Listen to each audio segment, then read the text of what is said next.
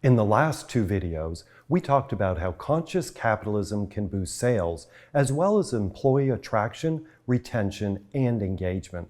However, the long list of benefits that directly can affect your bottom line doesn't stop there. One question I'm often asked by entrepreneurs is, how can I foster innovation in my company?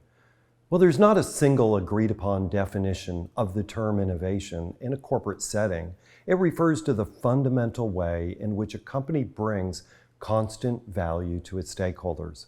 As such, innovation plays a pivotal role in the sheer survival and sustainability of any given organizations. For decades now, we've witnessed two opposing approaches to innovation: the inside-out model versus the outside-in model. But why choose an approach in the first place? Isn't there a hybrid model that offers the best of both worlds? Once again, conscious capitalism is the answer. Conscious companies operate with their entire business ecosystem in mind. They concentrate on optimizing shared value for all their stakeholders without trade-offs. This includes customers, employees, suppliers, shareholders, society at large, and yes, the environment. While it's easy to agree with this concept in principle, acting as such can be quite challenging, particularly when you are faced with a hard decision about your business. I'm sure you face these decisions all the time. The interest of one stakeholder appear to be pitted against another in a zero-sum game. I know I have. In my early days as an entrepreneur, cash was tight at the end of the year. I asked myself, do I pay my vendors on time or give my team a bonus? Business leaders like you and I make these choices every day. There is just one problem. When a trade-off is involved, there isn't a right choice to make.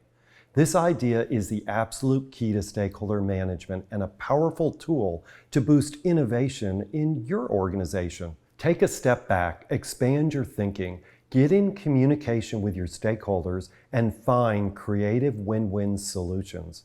This is time-consuming in the short term, but the loyalty, collaboration, and innovation it fosters are well worth it. Trust me. Take Nicole Snow. She's the founder and CEO of Darn Good Yarn. She noticed her yarn would come back at random weights from her supplier in India and was pretty concerned and rightfully frustrated.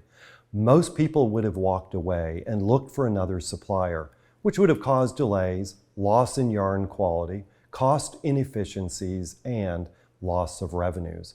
But instead, she chose to approach this situation with a conscious mindset. She put into practice what she'd learned about stakeholder management. Nicole decided to investigate the situation and soon realized that her supplier had recently introduced digital scales to the production factory. However, their workers, mostly women, couldn't read numbers. Working with her supplier, they decided to bring a tutor to teach workers basic math. And at the end of the day, Nicole kept her vendor, who in return kept his client, and the workers now have learned an important new skill they're going to carry with them forever. This is one concrete example of conscious capitalism and stakeholder management at work. I help clients face these decisions with the lens of conscious capitalism every day. When I do, I tell them that suppliers are a source of collaboration and innovation. And when we have these kinds of synergistic relationships, both organizations grow and grow together. A win-win.